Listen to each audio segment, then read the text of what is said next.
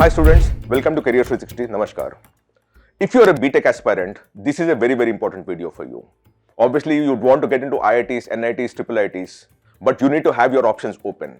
And one of the best options that we have at this point in time is Manipal Institute of Technology, an institution that was started in 1957, 77 years back, claims a fantastic legacy and fantastic history. Some of the best alumni are all over the world. And let me explain to you through placement data of how MIT has succeeded in impacting the student lives and careers. And we're diving very deep into the granular level of the kind of placements that MIT does across its campuses so that you understand why possibly you need to work on this. The only pathway for you to get into Manipal Institute of Technology is through an exam called MET, which is also called the Manipal Entrance Test. Manipal has 4 campuses in all, of which the first one is Manipal Academy of Higher Education, which is a deemed to be university, which has 2 campuses. One is in Manipal, one is in Bangalore. Then you also have recently, in 2011, they opened a new university in Jaipur, it's a state private university. It is called Manipal University Jaipur, and they also have one in Sikkim. So they have 3 universities and 4 campuses. MAHE, which is Manipal Academy of Higher Education, the engineering ranking is 56 overall, all India. I think it's understated. This deserves much better. If I were to go through data of placements and all, this would be somewhere around 40 is my opinion, right? And the rank amongst private institutions is 20. But the overall university rank is 4. This is very important. So as a university is doing very well. In our own ranking, we gave it 5A, which is the best that is possible. The global ranking at QS is between 901 and 950. And the NAG rating, which is Government of India rating, is A++, which is the best that is possible for a university. And by the way, there is also an Institution of Eminence, which is given as of now to only 4 or 5 private universities in the country, and this is one of them. By the way, we are dwelling deeper into MIT at this point in time. We're not dealing with the university as a whole, but we're dealing with Manipal Institute of Technology because we're dealing with BTech programs only. So when you come at BTech programs, MIT again was, as I said, was established in 1957. And it's a constituent college of Manipal Academy of Higher Education, which is a university. It's spread across 162 acres and has a very good gender diversity and geographical diversity. At 78% of students are boys and 77% of these students come from outside the state of Karnataka. So we also thought that we'll tell you what is the kind of data that Manipal University Jaipur has. At this point in time, established in 2011, it's on 121 acres of land. Right, and about 58%. Here the gender ratio is very good. About 58% of boys and 42% of girls, which is supposed to be extremely good in terms of the kind of numbers of students that you have. And here about 88% students in Manipal University Jaipur come from the outside the state of Rajasthan.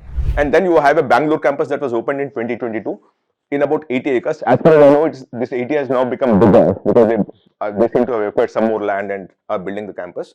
But it's a off campus of Manipal University at Manipal, or rather MAHE, Manipal Academy of Higher Education. So you have 2 campuses of MAHE, one is in Manipal itself and the other one is in Bangalore, both in the state of Karnataka. And then you have Sikkim Manipal spread over 73 acres. And MIT also is the pathway to get into Sikkim Manipal University.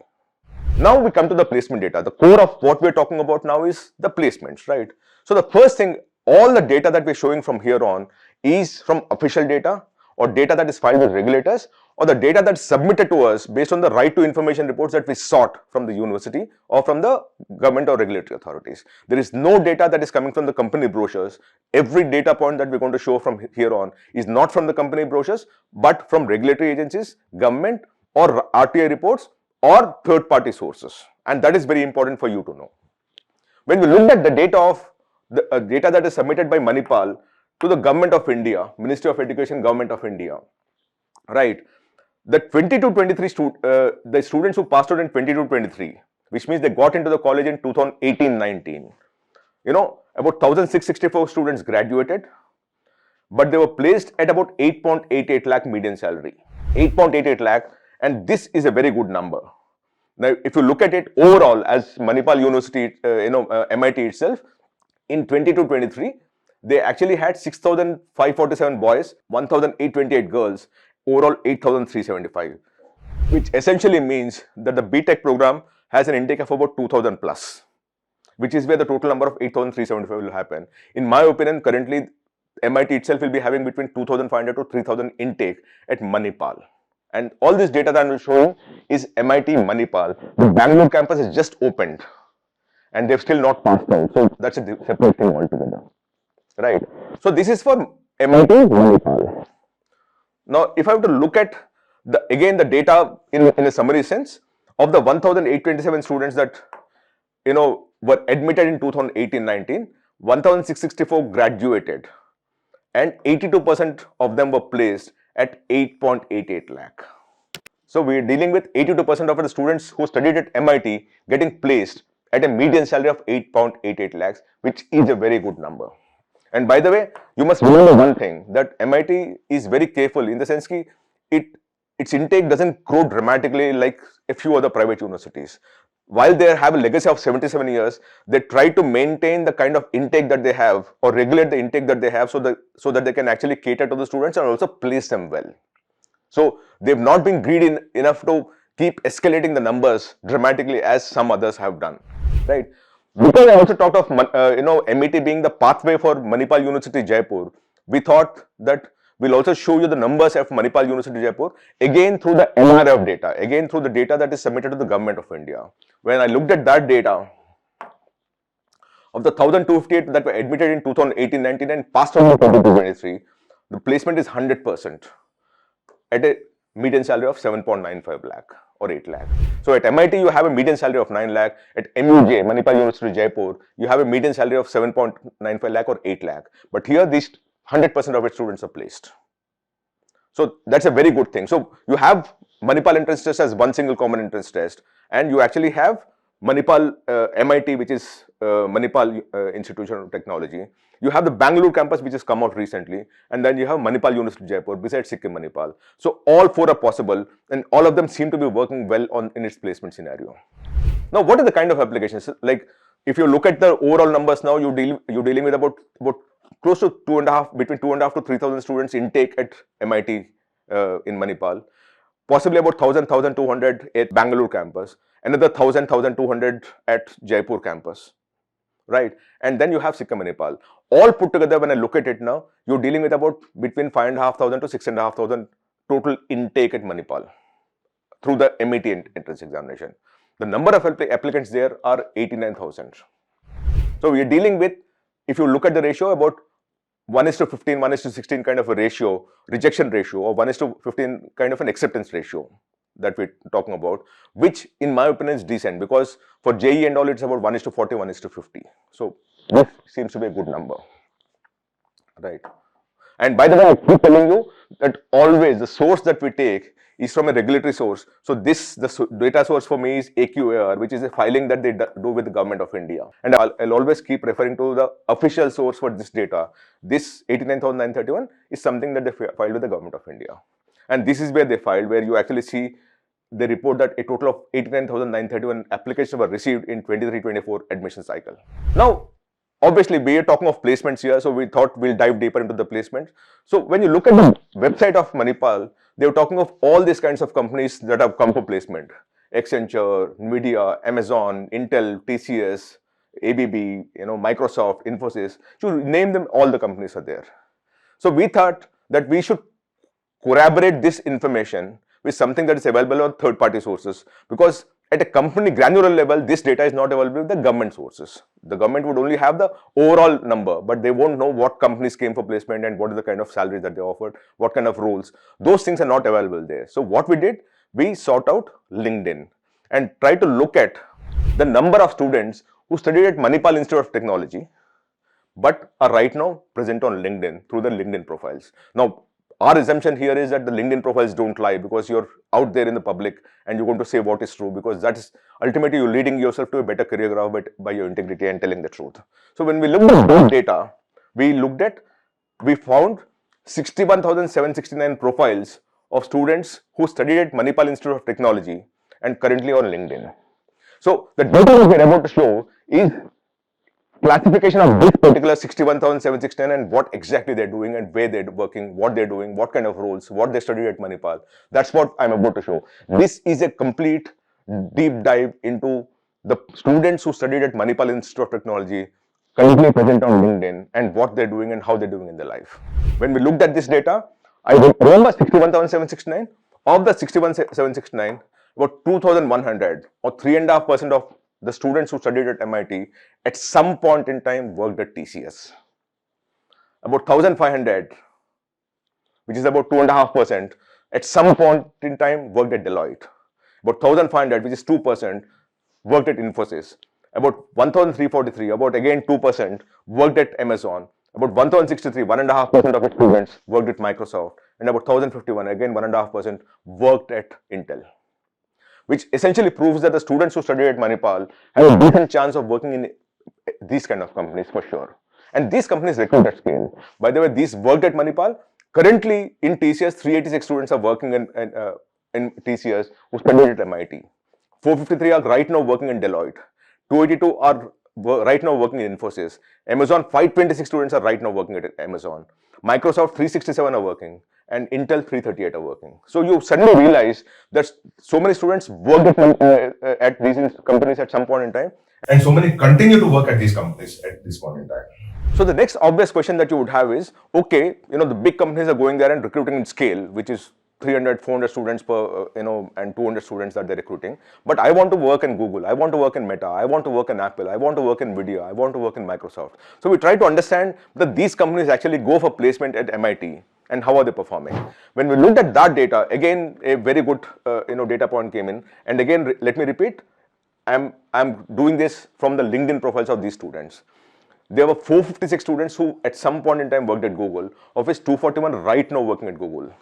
So Manipal alumni, currently 241 students are right now working in Google. Similarly, 180 students are right now working at AWS. 160 are right now working at Apple, and 290 worked at some point in time. Right, Vidya, 100 students are right now working at Vidya. McKinsey, 59, Meta, 78.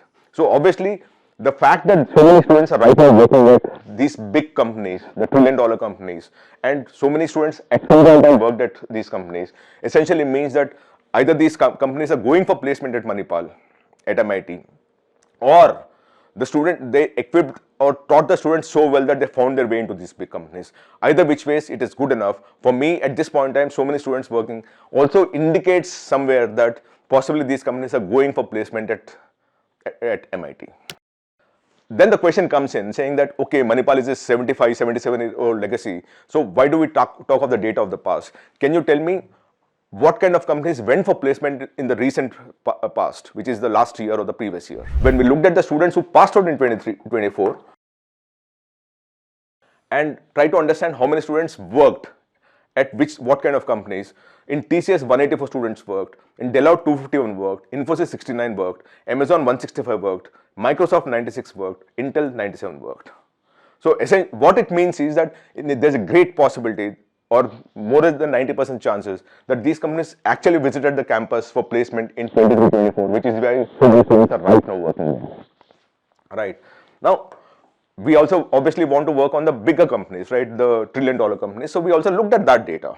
When we looked at that data, of the 23-24 pass outs, 35 had worked at Google, 25 at AWS, Apple 30, and Meta 8, which again implies that possibly these companies also visited the campus of MIT in 23-24, because of which these many students actually ended up working at these companies. Right. But it doesn't stop here. One of the big things that I talk of is always, how do you ensure that you impact or influence the student life so much that for lifelong that education is carried forward, or that impact or influence is carried forward. And for that, we again looked at the same 69,000 students, 69,000 plus students, and tried to understand which part of the world they are in, which part of the country they are in, and what exactly are they doing, the roles, the country that they're working in, and what they studied at Manipal. When we looked at that data also, again, it was very, very interesting. The first data point that we got is about 72.5% students are right now in India and working in one of the big companies in India, right? Which also means that 27.5% students of Manipal are right now not in India but working somewhere in the globe. That is a very, very good number. In fact, it is a very, very stunning number. I think it will compete with the IITs and the BITS of the world also, because the global outreach of the students who studied at Manipal and have succeeded and have gone out of the country to work for different corporations around the globe seems to be extremely good. 27.5% is very good. Of this 27.5%, about 13.75% is in USA. This again is a very, very good number.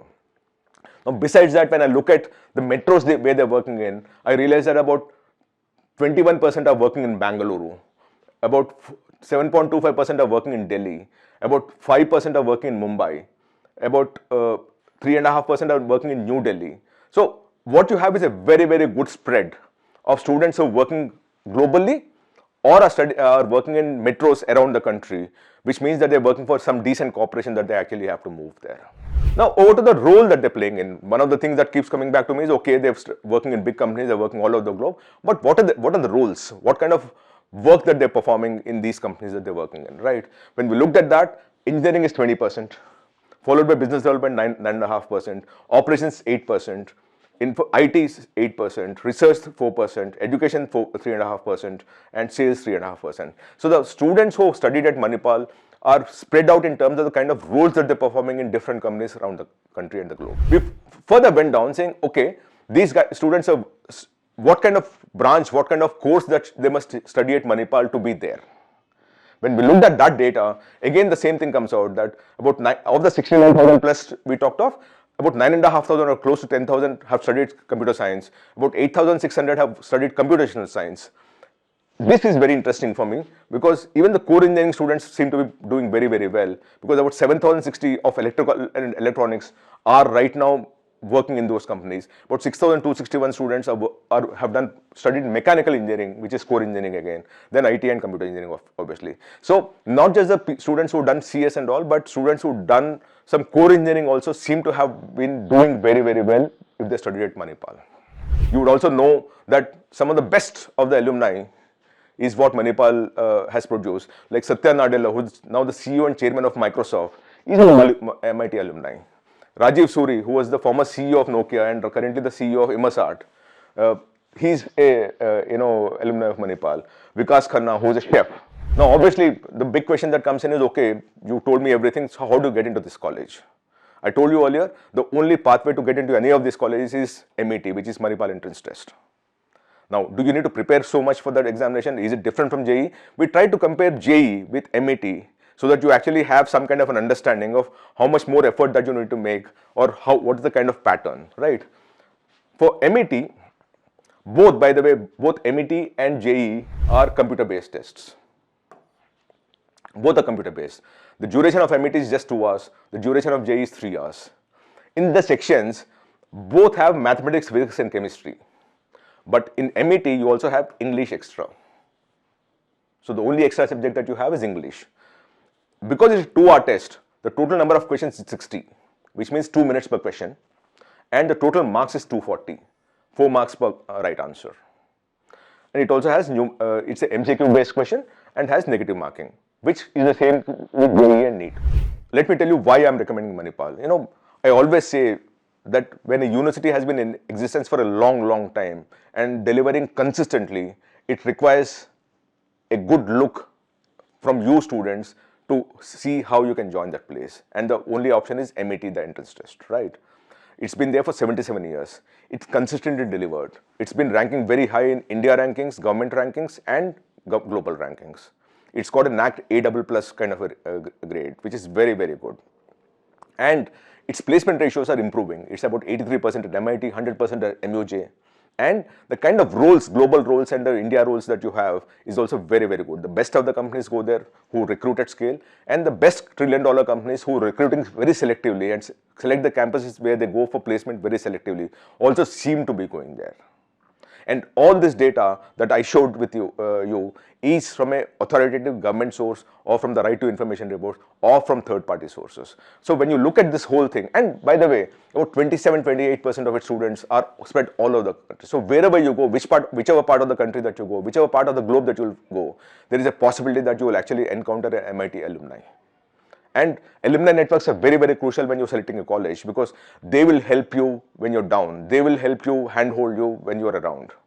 So a 77-year-old legacy, so many alumni spread all over the world, doing pretty well and possibly in leadership positions also is a very, very good way for you to judge an institution, and which is what Manipal Institute of Technology is. I just hope this video helped you. If you have any questions, please ask me a question in this comment section here, and I'll try to respond back to you through another video. If you have any suggestions of any other institution that you want me to cover, please again do that, and I'll try to cover that up as I move along. The idea for us is to ensure that you choose the best college, best course, best pathway for yourself, for your children, so that you succeed and we succeed when you succeed. Thank you so much. Namaskar.